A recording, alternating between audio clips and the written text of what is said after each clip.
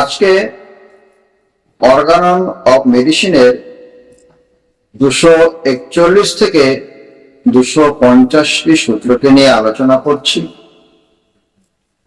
Mahatma Hahnemann 241 নম্বর সূত্রে বলেছেন, যে সকল সবিরাম জ্বর তীব্র আকার ধারণ করে এবং চিররোগ বিশিষ্ট, সেই সকল রোগীর লক্ষণ সমষ্টি প্রায় একই প্রকার।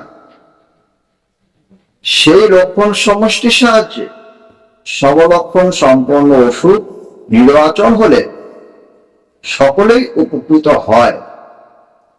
অবশ্য এই ক্ষেত্রে দেখতে হবে রোগী যেন সোরাজনিত রোগে ভুগতে না থাকে। তিনি 242 নম্বর সূত্রে বলেছেন, সবিরাম জ্বরের প্রথমে যে আক্রমণগুলো হয়েছিল তা যদি সারিয়ে না তোলা যায়, অথবা রোগীরা যদি এলোপ্যাথিক ওষুধ খেয়ে দুর্বলগ্রস্ত হয়, তখন লুকিয়ে থাকা সোরা জেগে ওঠে, যার ফলে যে সকল ওষুধ এই রোগকে সারিয়ে তুলতে পারত, এখন তারা আর পারবে না।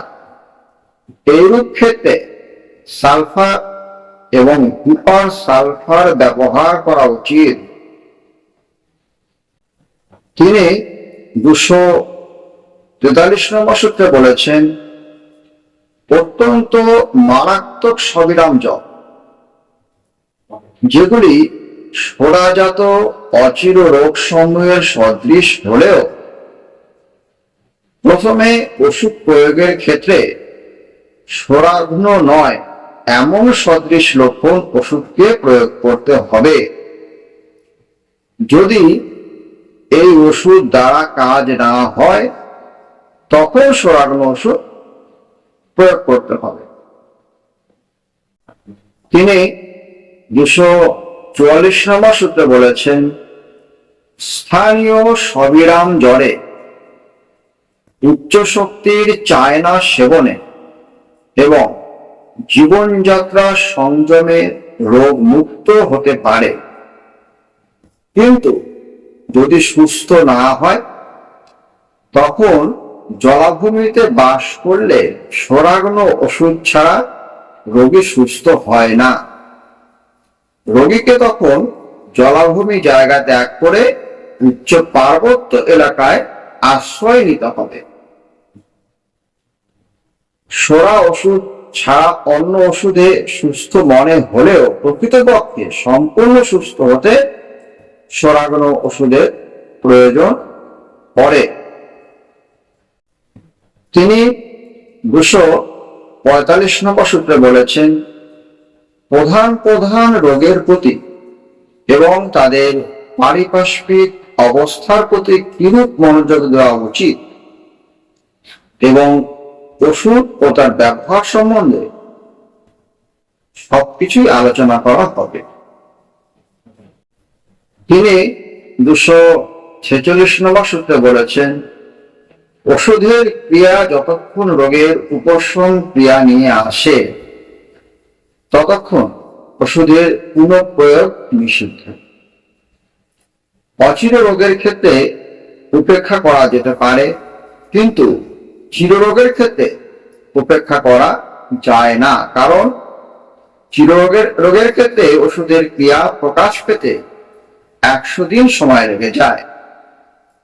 তাই যত্ন সহকারে সম্পূর্ণ সমলক্ষণ ওষুধ নির্বাচন করতে হবে। সেই ওষুধ উচ্চ শক্তিতে এবং জলে গুলে প্রয়োগ করতে হবে। আর ওষুধের পুনঃপ্রয়োগের পূর্বে ওষুধের শিশিকে ঝাঁকিয়ে দিয়ে প্রত্যেক মাত্রাকে আগের মাত্রা থেকে কিছুটা ভিন্ন শক্তিতে রূপায়িত করতে হবে। তিনি 247 নম্বর সূত্রে বলেছেন, একই শক্তির ওষুধ বারবার প্রয়োগ করা উচিত নয়, কারণ প্রথম মাত্রা প্রয়োগের পর যদি ওষুধের উপকার হতে থাকে তখন দ্বিতীয় মাত্রার সঙ্গে সম্পূর্ণ সাদৃশ্য থাকে না। তার জন্য প্রত্যেক মাত্রাকে পূর্ব মাত্রা অপেক্ষা উচ্চতর শক্তি সম্পন্ন করা প্রয়োজন পড়ে। তিনি 248 নম্বর সূত্রে বলেছেন, ওষুধের শিশিকে 8 থেকে 10 বার বা 12 বার ঝাঁকি দিয়ে উচ্চ শক্তিতে প্রয়োজন করে অচির রোগে 2 ঘন্টা, 5 ঘন্টা বা 1 ঘন্টা অথবা তাড়াতাড়ি প্রয়োগ করতে হবে। আর চিররোগে প্রত্যেক দিন বা একদিন অন্তর 4 চামচ মাত্রায় প্রয়োগ করতে হবে। তিনি 249 নম্বর সূত্রে বলেছেন, ওষুধ প্রয়োগের পর যদি দেখা যায় নতুন কোনো কষ্টকর লক্ষণ প্রকাশ পেয়েছে, তখন বুঝতে হবে এটা অনুপযুক্ত ওষুধ। তখন এর ক্রিয়াকে নষ্ট করবার জন্য উপযুক্ত সমলক্ষণ সম্পন্ন ওষুধ যত শীঘ্র সম্ভব প্রয়োগ করতে হবে।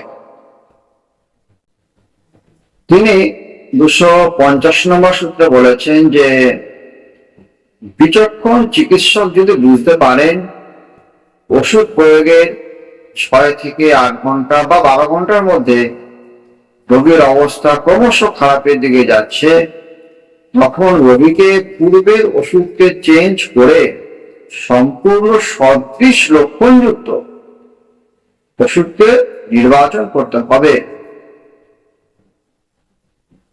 আজ 250 পর্যন্ত সূত্রকে নিয়ে আলোচনা করলাম। এরপর 251 থেকে 260টি সূত্রকে নিয়ে আলোচনা করব। আলোচনাগুলো কেমন লাগছে তা কমেন্টে অবশ্যই জানাবে। 294টি সূত্র আছে অর্গাননের, আর বেশি নেই। কেমন লাগছে তা অবশ্যই জানাবেন, সাবস্ক্রাইব করবেন, পাশে থাকবেন। ধন্যবাদ।